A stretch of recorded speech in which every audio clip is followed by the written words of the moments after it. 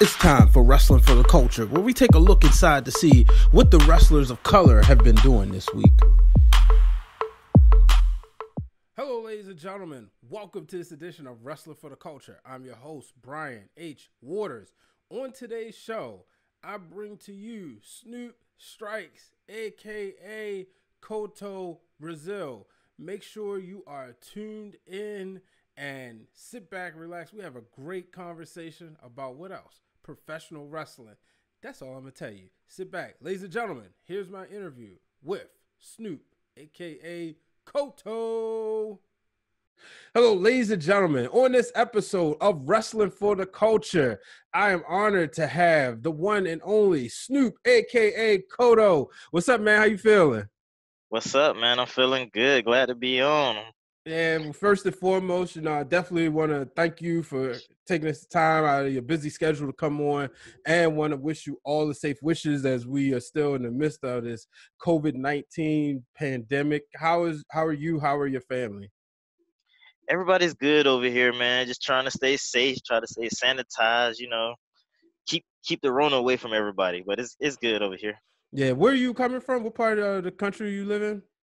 I'm in Florida right now, like Tampa area, Tampa, Clearwater, Largo, around Okay. that area. Yeah. Cool. Yeah, we'll definitely be safe down there. I think y'all may have opened up things a little bit more. I'm in Baltimore, so we still under Okay. the midst of a shutdown. So Yeah. and Actually, my sister live up there in Baltimore, so yeah. oh, that's what's Yeah. up. Yeah. Cool. So I gotta ask you, what was your first wrestling memory? My first wrestling memory. So lately, I've been watching wrestling ever since I can remember anything. Okay, so yeah, first wrestling memory ever is just like I said, I can remember watching wrestling from. That's the only thing I remember growing up. So basically, I just cut on the TV and it was like DX versus The Rock. I don't know who he was fighting, but he was fighting off everybody. Like he was fighting Road Dogg on the ramp. He was beating up Billy Gunn. He was just fighting them back, just fighting, fighting, fighting. And I was like, what is this? And like it caught my attention, and that's the first memory I ever remember. It Now was is The is Rock this fighting off DX. 98 or 2000? It was in the '90s. I'm a '90s baby, so like it was somewhere in the '90s. I don't remember the year because I was like maybe like 5 or 6 years old, Okay. but I know it was in the '90s. I guess I should say, was The Rock the heel or the face? That's Oh yeah, yeah. He was definitely the baby then. oh, okay, yeah. Yes. So then, yeah, we're definitely talking right into the thick of the summer of 2000 during the Rock's championship reign. Yeah, yeah. Around like '99, 2000 area. Yeah. Oh, okay, so that was the time that really like drew you in and got you hooked. When did you Yeah, cause just? Oh, sorry. Go ahead. now you good. Yeah, so that was the time I can like start remembering stuff because I was just 5, 6 years old. Like I've always watched it, but that's the time I can start remembering things. Now, did you have any friends that was into it as much as you were, or did you start getting acquainted with other wrestling fans? Um, always me and my little cousin. He's 2 years younger than me. We always used to watch it together over my granddad's house. They used to order all the pay-per-views. We all come, all my cousins and stuff. We would watch it at their house. And then like slowly as I started growing up, like everybody started getting out of watching it, but I was the one left in it still. So I was still watching. All right. So, when did you decide that you wanted to get into the ring and become a performer? Probably since that first moment. Since that first moment is when I knew like I just had a connection to it. It's like that's always what I wanted to do. I tried to like go find backup plans and everything, go to college and everything, do the right thing, but I always came back to wrestling. That's what I wanted to do. Now, did you wrestle in high school or college? Yes, yes. Yeah, I wrestled all through high school, and then I went to college up in Ohio. Shout out Ashland University. Went up there. Okay. Now, was it difficult? Well, I guess you knew that you wanted to be in um, professional wrestling, but did you use that like amateur wrestling as an opportunity to like really help you um, find your style for what would become, a later career for you? Yeah. So amateur, that was how I was gonna get into it because I always knew I wanted to wrestle. But back then, like it wasn't internet, social media, so I didn't know how I can get into it. So watching people like Kurt Angle, Shelton Benjamin, and all that, I was like, okay, they started amateur. Well, I'm gonna start here and then figure it out from there. So Okay. that was always the game plan. Yeah. Now, I know you were trained by Jay Lethal. What? Yes. Yes. How did you know? How did you get connected with him? Who put you in touch with him so that you could find out about making the transition into the professional wrestling business? Okay. So yeah. So I was up at college. I was wrestling up there, trying to find that backup plan. And basically, shout out my friend Mitch Mitchell. He was a local wrestler down here in Florida. We actually wrestled in high school together. And he didn't go to college. He started training pro right out of school, and then I went up there to college. So while I'm up there, he's training down here and he's wrestling down here. I'm seeing him like winning different titles down here, like going through the Florida indie scene. And I'm like watching it. I'm like, this is what I want to do. I'm like, forget this up here. I want to be down here doing this. So I had got a neck injury while I was up there, so I had to sit out a semester. And while I was down here, I went up to. He was trained by the Nasty Boy Brian Knobs. Mm-hmm. That's who he was trained by. So while I was down here from the injury, I went up to his training and just like watched them train and stuff, just to like check it out, like get all the info and stuff. So by then, right then, already knew. I was like, all right, when I'm done, I'm gonna come down here and train. But while I was up there, his school shut down. Brian Knobs shut down. So he let me know that Jay Lethal had opened up a school like 10 minutes where I lived at down here already. Oh wow. So I just felt like it was like a sign. I was like, when I leave college, this is what I'm going to be doing anyway. So I just made a decision. Like, I'm going to finish up this year and I'm going right now. Like, it's 10 minutes away from my house down here. I'm going. So I said, that's it. Forget it. I'm going. Now, what did you study when you was in college? Sports management and sports communication. Okay. Basically, I just picked something so I could wrestle. I know sports. I know sports. Sports is easy. Like school wasn't hard to me. It's just I was just doing that while I was wrestling, basically. Now, did you ever finish, or do you plan to finish? I didn't finish no because, like I said, once I figured out Jay was open up down here, I just seen it as an opportunity. I had to go for it right then. Okay. Now, how did your family take to that? Because usually we, Yeah. as human beings, we know what we want to do, but there's always that influence, especially parents and contemporaries who are saying, "No, you shouldn't do that." How did they take Yeah. when you told them, like, "All right, I'm done with school. I know exactly what I want to do. Here's the avenue I got to go." How did they feel? So that's the good thing about my parents. They ever since all growing up, they always supported me on any decision I wanted to do. They just always wanted to make sure like they wanted to make sure I was sure with it and like I was gonna stick to it if I was gonna do it. Okay. So before I even told them, before I even figured out I was gonna do it, I had to come up with a plan myself. I was like, all right, if I leave, I gotta do this, this, and this to make sure I'm good. So once I came down here and let them know that, once I let them know my plan and everything, they were cool. They always supported me and like there's like long as you commit to it and good, then we're good. So now, and what year is this timeline was that you decided to, walk away from school and walk into wrestling? This was the end of 2014. So I started training October 2014. Okay. Now, what Yeah. was it like for people out there who would like to know? What was the training process like for you? What was some of your experience? With Jay, Yeah, with Jay, with other people, what was that like? And how many of those nights where you did you have where maybe you thought you may have made the wrong decision? um, I never really had a night where I've like thought I've made the wrong decision because I don't know, like it, like I said, growing up, this was what I wanted to do. I went to school trying to figure out something just in case, but I was like, there is no just in case. I'm making this happen. So I've never felt like I was making the wrong decision. It's been days where everybody has the up and downs where you be like, okay, this part's harder than what I thought it was gonna be, but it's never been those days where like I thought I couldn't do it. It's just me figuring out how to do it. So so now you're in training. So when was your first match, and who was your first opponent? So I counted as like I had two first matches basically, because one we had basically it was our student battle royal. So like the school I went to with Jay, it was connected to a company called Uproar Pro Wrestling, Okay. and they used to have shows every couple months. And so one of the shows we were coming up, the training class that we were in, they was like, okay, we're gonna pit all out. We're gonna have a battle royal with all the students.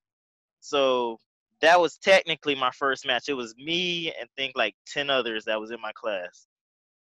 But it was a battle royal, so like not really like it was a pretty good battle royal if I say so, because we went out there, we was trying to do a thing. But I didn't have another match after that for like another 4 months. So my first real match was a tag match, and it was against actually one of my partners today, Troy Hollywood, part of group OAO that I'm in right now. I was actually going against him that day. Okay. So yeah, and he was in both of those matches too. He was in the battle royal, he was in my training class, and he was in that tag match with me then. Nice. So Yeah. now you're moving along. When did you?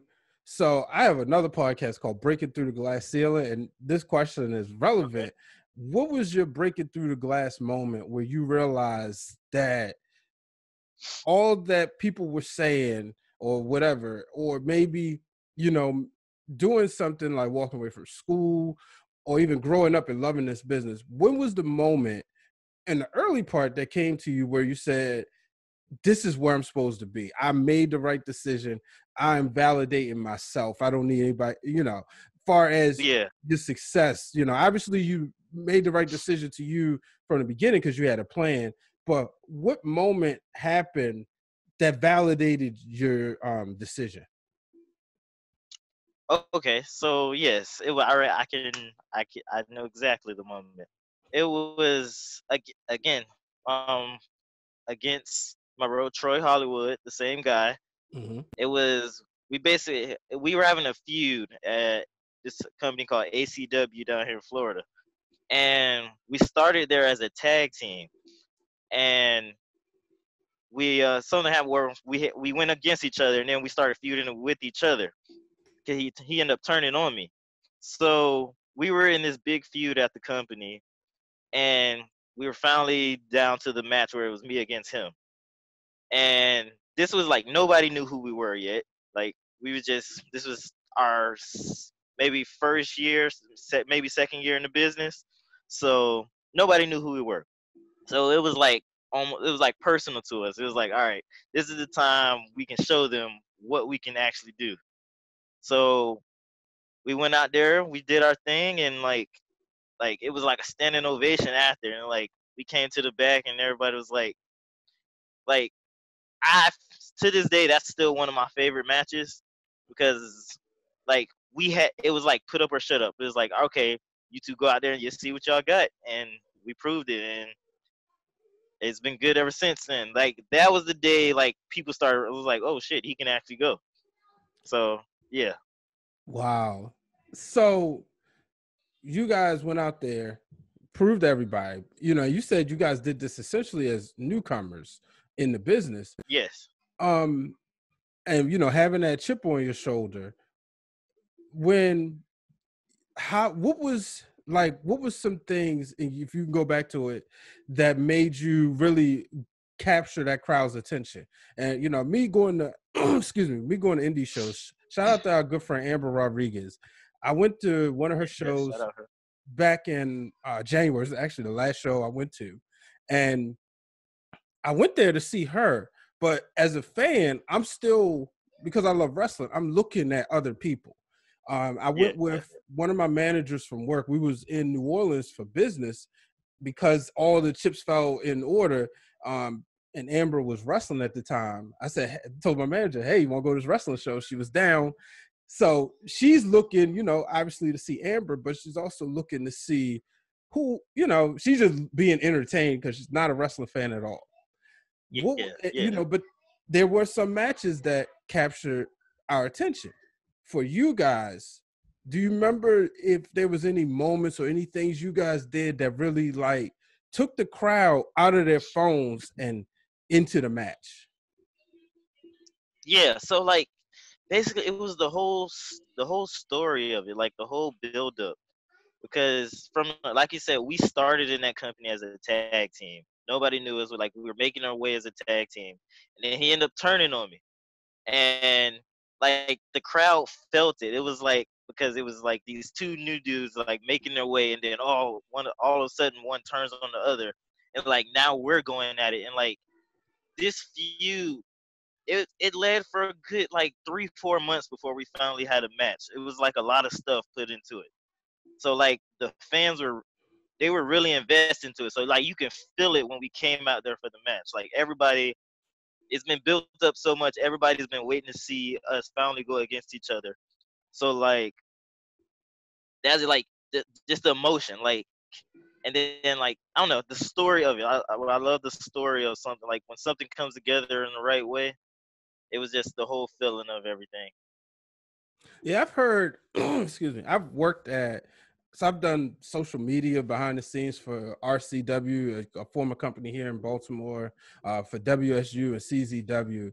And I've heard wrestlers say that, even if they're the ones getting pinned, sometimes when they get knocked down and they get pinned 1, 2, 3, and they hear that crowd erupt, it's like inside they really get excited. Obviously, they can't smile and Yeah. showcase.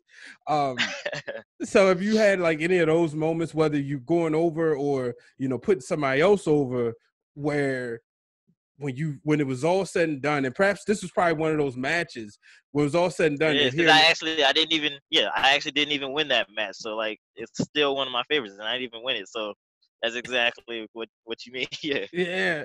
So now, like, you guys have now.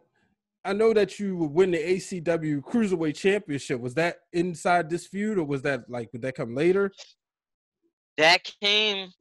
It was a whole combination of things because he beat me then, and then we went our separate ways. He went on to win the title first, Mm-hmm. and he had his whole run, and then we finally met back up for the title, and I beat him for it. So it like all like worked its way into one. Slow build, man. That's one of I'll go ahead and say it. My issues with the WWE a lot of times is that lack of slow build or storytelling, or don't try to make me out to be crazy. You look at Yeah, somebody like The Rock and Triple H in '98, they were wrestling on Rock as the heel with Nation of Domination, or at that time the Nation, Triple H with DX, full circle. yeah. 18 months later, and they're still beefing. It's reversed. Yeah, and it's reversed, but the story's still great. Like it's still you can still sink your teeth into it. Yeah, so and like I love hearing about stuff like this that happens, especially in the wrestling business. So now you said that you were in Troy, Hollywood. It's like y'all careers are kind of mirrored, ran parallel, and then you guys would be in a team together with OAO. How did that come Yeah. about? So basically, OAO is and Hunter Law. He's another one that's in OAO with us. It's us Mm-hmm. three. Um, basically from the start, it was a bunch of I call it it's more like a clique. Like OAO, I wouldn't say it's a group. It's more like a brand. I It's love like it. three brothers together that came into business. We all the same training class. We all had the same first match. Like we've all built up together, and we've all been doing our own thing separately. And then we, after like even like feuding against with each other, tagging with each other, just randomly doing stuff. We all decided like, why don't we just pit this into one? Like we know each other better than anybody else, so we might as well make it one thing and like take over this wrestling business together. So that's basically how it came up. Like we were always all of our careers were parallel, like coming up together, and then we finally decided it was like, hey, we might as well make this a thing for real because we know what we can do, and we might as well do it with each other. And is that a lot of times, because it sounds like, I mean, I would, and would I be wrong in assuming that outside of the ring, you guys are good friends as well? Yes, I would. Yes, those are like my brothers. Yeah, yes, those are like And my brothers. it sounds like, when you have that, a lot of times you make the best chemistry, whether you're going against each other or going or teaming up, because there's this trust factor, right? Exactly, exactly. Okay. Now, so tell me about when you became champion. You became cruiserweight champion. Can you just talk about, that feeling? Obviously, there's a lot of times when, it's an accomplishment. No matter which way people, I've heard, wrestlers say, oh, the belt's a prop or whatever. Nonetheless, to me, I look at it, in journalism, I would like to win awards. A championship in wrestling is an award. Can you just talk about your winning the title and what it meant to you? Yeah, it meant it's validation. I hate those people that be like the title's just a prop or something like that don't really mean nothing. I feel like it does. Like whatever company you in, your goal should be able to in this wrestling world, your goal should be to win whatever title is in the company that you're in because that's the best. Like that represents the best. So you should want to be the best and go after the gold. So whoever got the best, they're at the top. So you should be trying to get to them. That's how I feel. So like me getting the title, that means I'm doing what I'm supposed to do, and I'm where I'm at. Yeah. Now, can you just talk about social media and how that has helped you um, in the wrestling business and how it's helped you even build feuds, whether, because it's still fun because a lot of times, and really promoters are lucky today because it's free promotion for them for their shows. But can you just talk about what you got, like with some things you have done maybe to help ignite a feud or keep a feud going? Yeah, social media helps a lot these days. It's just because you can basically say what you want and it helps build a feud basically because like without social media you have to wait to the next show or like wait for the company to post something. But like with social media, you can keep it going yourself. Like you can you can do what you want. So I feel like it helps you build the feud or say what you want in your type of way without just worrying about the company or just worrying about whatever's there to do it. Awesome. Now, can you just talk about how the MLW opportunity came about? Yeah, so MLW came out MSL, shout out to him. He used to do commentate. He used to be the commentator at the ACW shows that we were just talking about. He used to commentate there before MLW relaunched. So like all those matches that I had with Hollywood and like all those other matches, he was commentating on them. So when MLW relaunched, I reached out to him and basically had me come on like try out match and like basically I came on, I showed what I can do, and it's basically a build up from there. And I basically earned my spot on the roster from doing that. And what's been some of your favorite moments there? Some of my favorite moments, um, the War Games match that was crazy. Woo! Uh, yeah, I yeah, that I was remember yeah, that. yeah, that was one of my favorite moments. Injustice, like right now, my favorite moments are right now with Injustice. Like the stuff we're doing right now, I feel like nobody else is doing. Like it's different from everyone else in the game right now, and it's real. Like what we saying, that's what we mean. Like like we're not playing around. Like that's what we mean. I was going to say that as somebody who's I'm 33, I'll be 34 this year. I've been watching wrestling literally all my life. I can Yeah. tell now.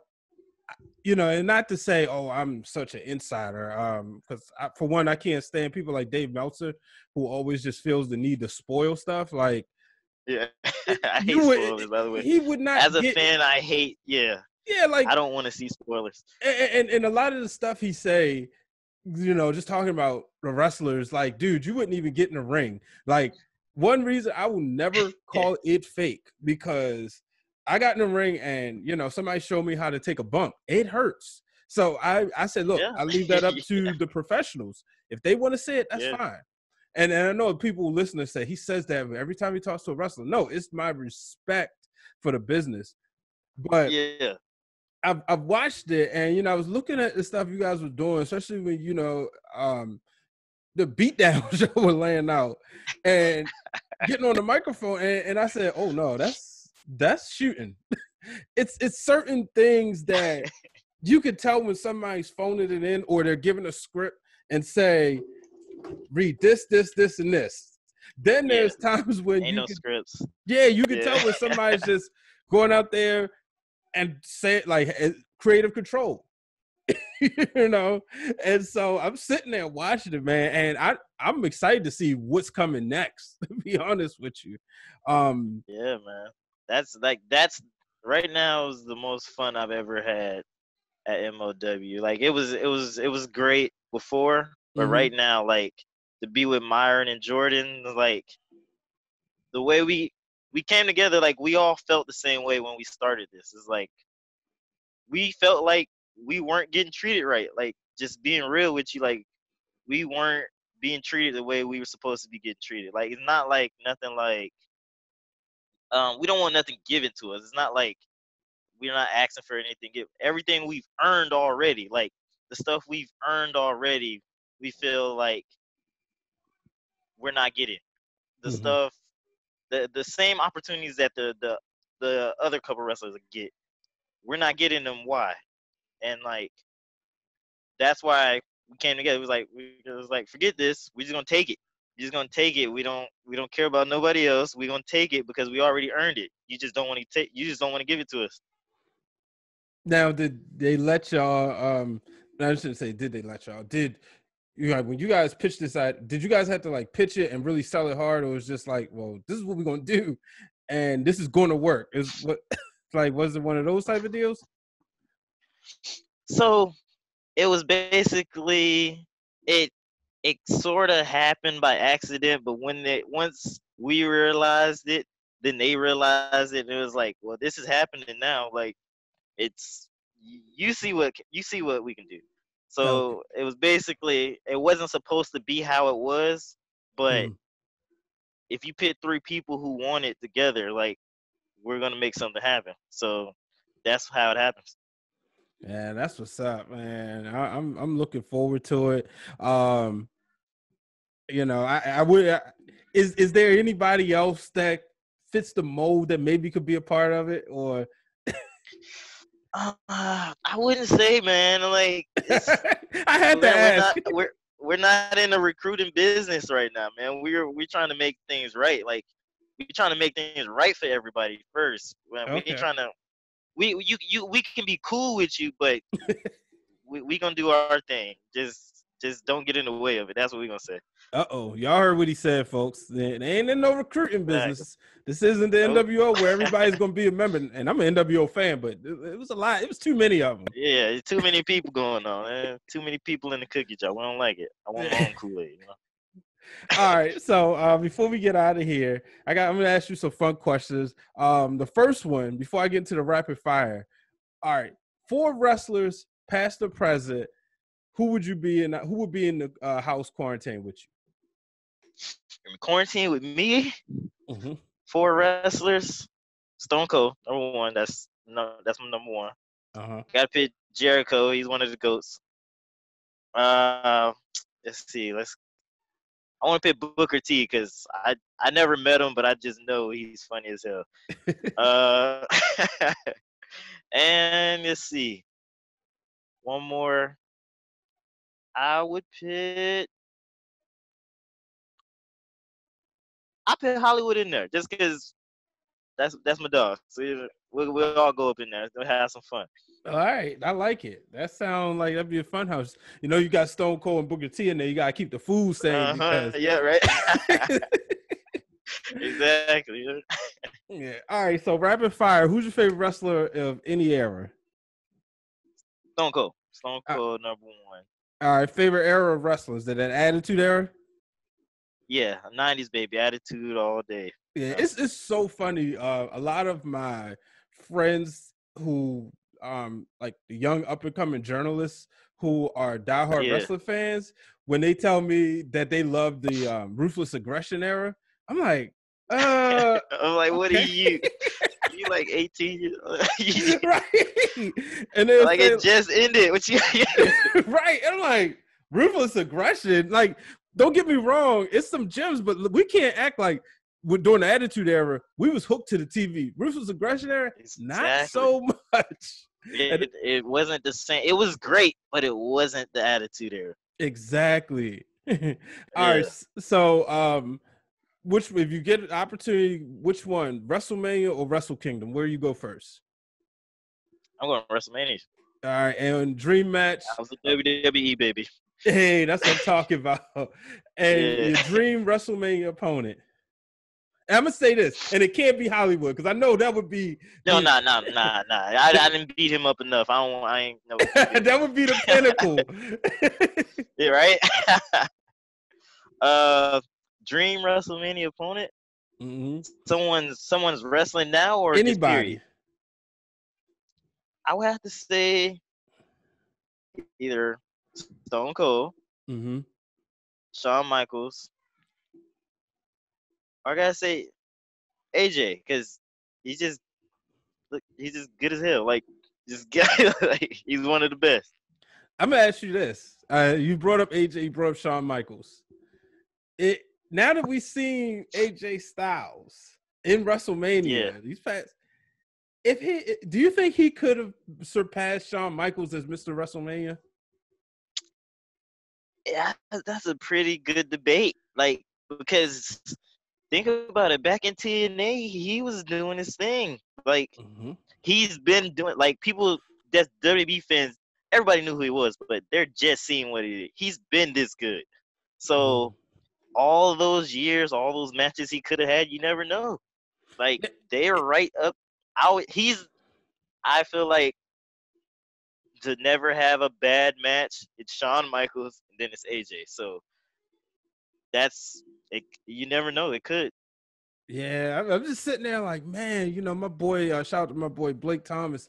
He brought it up the day after WrestleMania. And he was like, man, I think AJ the GOAT. And I'm putting him over HBK. I said, wait, what? And he was like, now, don't get me wrong. I think HBK's Kurt Angle is the greatest WrestleMania match. He said, but the stuff AJ doing. And I think the thing with him was a lot of times was with him, it was the personality wasn't there. And we really saw it come out of his show when he went to New Japan and then go to WWE. But it's like, man, like if we'd have got this AJ Styles, it would have been probably AJ Styles, John Cena, and Randy Orton all in a circle. All three, yes. Like especially when he went heel for his whole first title run, like that's the AJ everybody needed. Like that's it was special. Yeah. All right, so now I got some this or that, this guy or that guy. Got to start with the one of the biggest, the earliest debates, Flair Hogan. Flair Hogan. Mm-hmm. Wrestling wise, Flair. Everything else, Hogan. Like you think of wrestling, you say Hogan. So you gotta go Hogan. Yeah. All right. Brett or Shawn? Shawn. Okay. I was always a Shawn guy over those two. Not gonna lie. Oh, come on, man. Listen, man. I like Brett, but he ain't Shawn, man. Like I said. Brett told the great stories, man. Shawn is Shawn, no doubt about it. I that's one of the feuds it's one of the things that I wish Bret Hart would have, that the whole 97 screw job would have never happened. Obviously, we got a lot of great stuff coming out of it. I just wish that Bret could have stayed, because I think that, So many good matches could have happened after yeah, that. I mean, you think about him and Stone Cold, we would have got. If him and Triple H could have got their act together, the things he could have did for him, Brett and The Rock. I mean, Exactly. so much. And another reason I probably say Sean, because like I said, when that he left around 97, right? Something like that, 97, 98. 98. Mm-hmm. Like I said, around that time, I was like 5, 6 years old, so I didn't really get to see Brett like when Okay. he was there. So like, I got to see Sean when he came back in his whole Woo! run after that. Yeah, like that was great. I didn't get this. I was too little to see Brett while he was actually doing. I went back and watched his matches, but I didn't get to see it as it was happening. Yeah, and see, like, to me, so my first, I never got into superheroes and stuff. So Yeah, my superhero was Hulk Hogan. And yeah, then after Hogan, it was Bret Hart. Like, it was like that. And literally, then I would find out, like, they hate each other's guts, unfortunately. But yeah, that was like how I was. So even, and I started liking Shawn Michaels when he became that baby face in '96. yeah, But I was mad, don't get me wrong, when he when he beat Bret for the title. But it's like, all right, it is what it is. That, you know, you root for Shawn until Bret come back. Bret became heel, I became heel. Just like yeah. over Turner Channel WCW, Hogan became heel. I'm okay, I'm NWO for life as well. That's how it was with Austin growing up. When he went heel Okay. at WrestleMania 17, it Yeah. was right before WrestleMania 7. That was my first WrestleMania I ever seen. It was Rock versus Austin. Those are my top two favorites growing up, Mm. because it's everybody's favorites. Like, your 90s baby is Rock and Austin. So Yeah. before the match, I was like, I can't go in here rooting for both of them. I got to pick one right now, right before the match starts. Oh wow. Picked Austin. I was like, all right, I'm rolling with Austin no matter what. The match happens. He turns, whipped his ass. I was like, I made my choice. It is what it is. I'm with Austin still. So I was rolling with him the whole time. He was beating everybody ass with chairs and everything. So that was a collision course for you then. Yeah, yeah, Wow. Yeah. And so, like, that WrestleMania, that's unfortunately the last one I watched with my grandmother. And that night we was trying to watch it, the cable company put it on the wrong TV. So Oh, shout out to my boy Brandon. He recorded it, and I went to there school you the go. next day. It was in the locker because we were like, he was, and it's funny because he was a senior, I was a freshman, but Yeah, he would like, hey man, you know, back in the day we didn't have phones, so he yeah, would call me and say, look, I'll leave the tape in the locker. Here's the code. So I go in there and I see a tape, but I didn't know for this occasion, I didn't know that was the case. So I saw him later. He said, "No, this is WrestleMania from last night. This is for you." I said, "Okay, man." Went home. My uncle Mike had the tape for me, waiting. So he came to my house and dropped the tape off. So then, like, I watched it. Then the next day, I went to my grandmother's house and we sat there and watched it, and it was just like that moment. It's sad because to me, after that, I think with The Rock leaving, it hurt yeah, because they put Austin and Triple H together, which I think if they would have just kept Austin and Triple H as feuds, it would have been even better, yeah. you know. But yeah, now let's move forward. We got Cena or Rock. Which one? I mean, Cena or Orton. I'm sorry. Cena or Orton. Yeah. So growing back when the ruthless aggression started, I was an Orton dude, heel Orton, legend killer. Oh yeah. I was all day legend killer Orton. But overall, I say Cena. I say Cena because he's just that guy right now. Like, nobody did it for that long of a span. Mm-hmm. Like, he was the guy. Yeah, I tell people that all the time. You look at it, Bruno Sammartino, you know, San Martino didn't have to go in this amount of, like, didn't have this much access and Yeah, media. You know, when you look at Hogan's run, it was really from 84-ish to 92, give or yeah. take. Cena was like 11, 12, 13, 14 years, and he's still making appearances. So, Still, yeah. Like, he draws. When Cena's there, people watch it. Like, you can say what you want, but they watching it. mm-hmm. All right, so let's Yeah. move on to the ladies, starting off with Trisha Lita. I'm gonna go Alita, but Trish. Oh my God, Trish. Hey Look, Trish. she's my favorite of all time. Yeah. I go back and forth on those two. But Yeah. I like Lita with the high flying because wasn't nobody else doing that back then. So Oh she no. always caught my eye that way. Yeah. Yeah. So then move forward. AJ or Paige? AJ or Paige? Mm-hmm. I'm gonna go with Paige. I'm Okay. gonna go with Paige. Yeah, yeah. Here's a question: is AJ Lee a Hall of Famer? I think so. Okay. She was the start of that change that they needed. She was one of the starts of that change. And then like Paige, like takeovers came, like she really got it flowing. But Mm-hmm. AJ, I feel like she got it on track to go where it needed to start going. I hope somewhere down the line we get another run from her. I Yeah, that'd be feel great. for her and CM Punk, they aren't um they aren't really living the fruits of their labor. Like they were such advocates for so many people, and they're not even benefiting from it when you really look at it. Yeah, yeah. But everyone in the business, they know what like they were the start of it. I feel like if CM Punk didn't leave that whole thing with Daniel Bryan, that would have never happened that way. Like Exactly. that just yeah, just the pain. But like so like them doing what they did started the wave of everything else. I feel like Mm-hmm. So let's move on. I'm gonna put the four of them together: Charlotte, Becky, Sasha, or Bailey. and I'm just picking one, or can I get two, or what are we Do doing? Just one. one. I'm gonna make it hard. Make it Just a one. hard question. All right. So I gotta.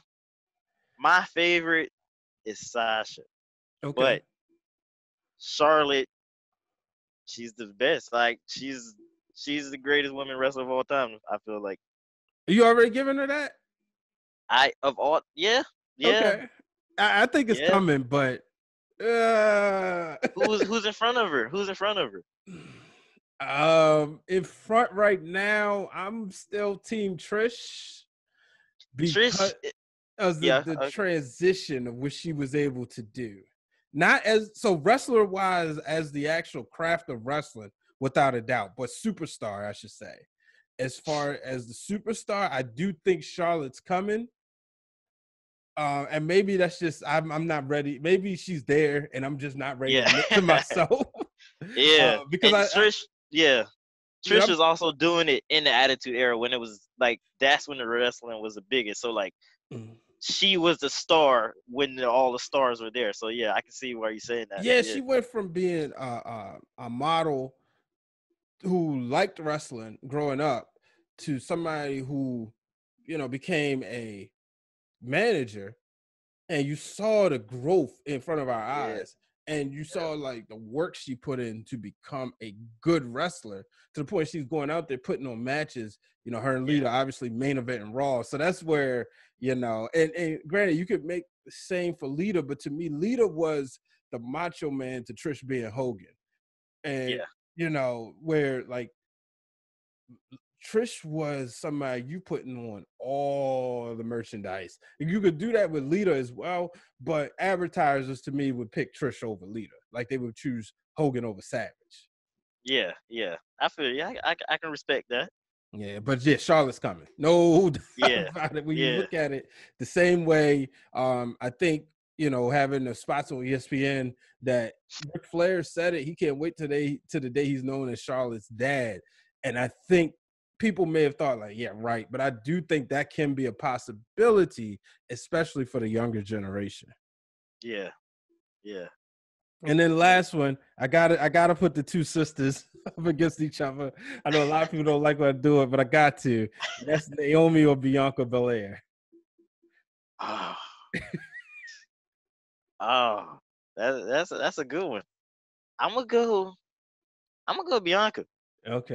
She. I feel like she the next wave. She I like believe she's the one that's making me pump the brakes about Charlotte. She's the one I said on one of the episodes to break it down with Brian H. Bianca could also make a run and be one of the greatest of all time. yeah yeah. She definitely got the ability to do it.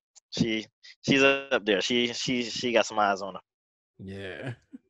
All right. Well, Snoop, I definitely appreciate you coming on. Before you get out of here, let the people know where they can follow you. Oh yeah, okay. So Twitter, Snoop Strikes OAO, and then on Instagram you can follow me at Snoop OAO. So yeah, basically those two, and then check out the podcast Plead the Fifth. That's OAO presented. Got my dog Troy Hollywood and Hunter Law on that. You know they're rocking that, so check that out too. Yeah, definitely check out the podcast. I gotta subscribe to it myself. I saw it in the timeline. Um, I Yeah, so I've been some trying funny to stuff on there. yeah, I've been trying to catch up with podcasts, especially while I'm sitting here like playing a video game. I ain't gotta listen to I'm Yeah, playing MLB the show. So, I ain't gotta yeah, listen to right. the baseball audio. So I'm gonna definitely check that Exactly. Just out. throw them podcasts on. Yes, Yeah, sir. so all right, man. I appreciate you coming on, brother. Appreciate your time. Make sure you stay safe out there. Thank you, man. Thank you. I appreciate it for being on. I loved it. Let me know anytime next time we can do this. We can bring on Injustice. We can bring on OAO. We can do this. All right, well, yeah, let's make it happen. Yes, yes. All right, Thank you, man. no problem. All right, ladies and gentlemen, that's it for this week's episode of Wrestling for the Culture. For more episodes or more content from the Wrestling Realm Network, hit the subscribe button down low. Make sure you turn on the bell for notifications. Till the next time, too sweet.